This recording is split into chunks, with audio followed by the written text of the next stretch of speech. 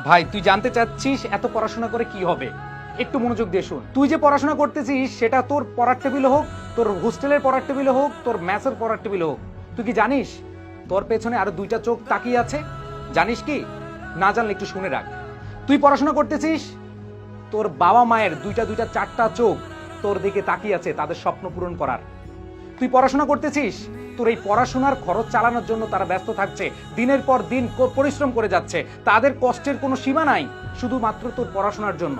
তুই পড়াশোনা করতেছিস, তারা অধীর আগ্রহে বসে আছে কবে তোর প্রতিবেশীকে, তার কাছের মানুষগুলোকে বুক ফিলিয়ে বলবে যে আমার ছেলে আমার মেয়ে ভালো রেজাল্ট করেছে। তুই পড়াশোনা করছিস, তোর বাবা মা দুই হাত তুলে অজরে কাঁদতেছে আল্লাহর কাছে যেন তুই ভালো রেজাল্ট করতে পারিস।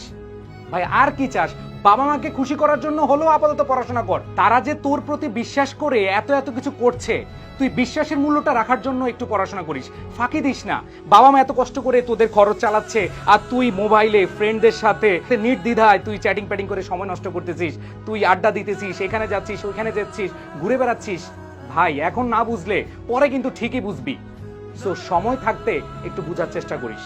এই যে এরকম কোনো প্রশ্ন করবি না ভাই পড়াশোনা করে কি হবে, প্লিজ। কি হবে সেটার বিষয় না, এখন থেকে পড়াশোনাটা কর। তাদের জন্য একটু ভাব, এই চারটা চোখ দুইটা মুখ, তাদের মুখে হাসি ফোটানোর জন্য হলো পরিশ্রম করে যা ভাই।